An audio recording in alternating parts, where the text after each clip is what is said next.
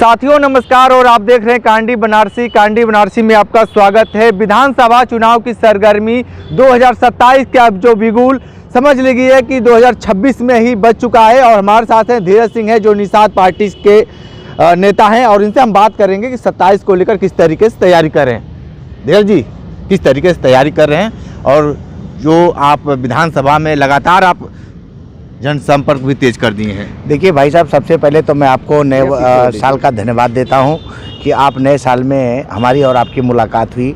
आप कवरेज करते ही रहते हैं। जिस तरीके से 2027 का विधानसभा का चुनाव है वो बहुत ही कांटे का चुनाव है, करो और मरो का जो सवाल होता है उसका चुनाव है।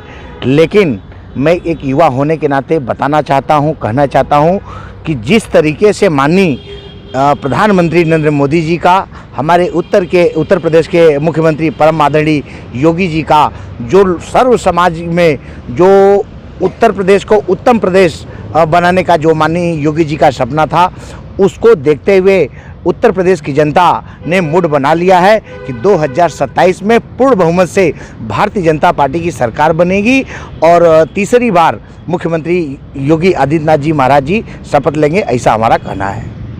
ये जो डगर है बहुत कठिन दिख रही है, आपको नहीं लगता कि पीडीएस से अखिलेश यादव लगातार ललकार रहे हैं सत्ता पक्ष को?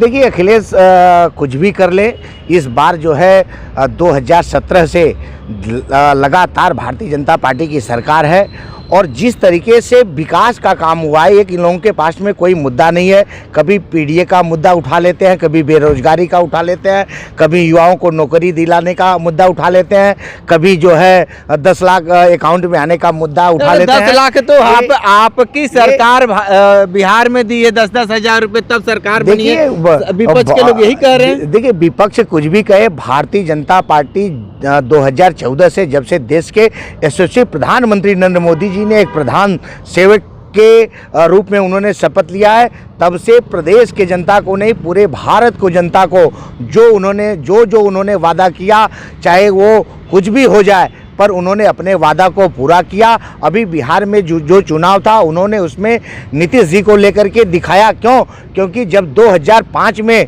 नीतीश जी की सरकार बिहार में बनी हुई थी तो लगातार 10 साल जो है कांग्रेस की सरकार सेंट्रल में थी।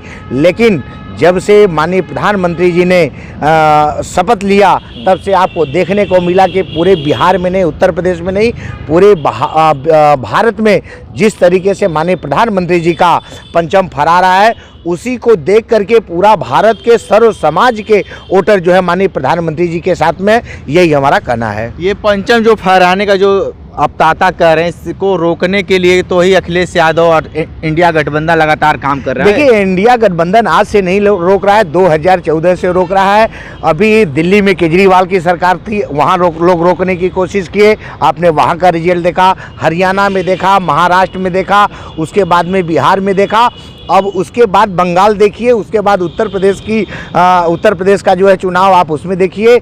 माननीय प्रधानमंत्री जी के किए गए कार्यों को देखते हुए प्रदेश की और देश की जनता जो है माननीय योगी जी के मोदी जी के साथ में है और निरंतर रहेगा, यही हमारा कहना है। युवा बड़ी नाराज हैं भाजपा सरकार से। देखिए, अगर युवा नाराज होते तो इस तरीके से अभी 1.5 से 2 महीना पहले का जो है आपने बिहार जैसे राज्य का रिजल्ट देखा हुआ है। इसलिए इन लोगों को माथा अपने हाथ से अपने ही माथ को ठोक करके जो है लोगों को बहकलाने फुसलाने का काम कर रहे हैं। निगेटिव वातावरण लोगों के समाज में फैलाने के चक्कर में पड़े हैं। इस बार मैं एक युवा होने के नाते आपके सामने कह करके जाता हूं कि इस बार अखिलेश की ऐसी हालत होगी कि जिस तरीके से 2022 में मायावती जी का हुआ था, उससे भी खराब हालत इस बार जो है माननीय अखिलेश जी का होगा, यही हमारा कहना है।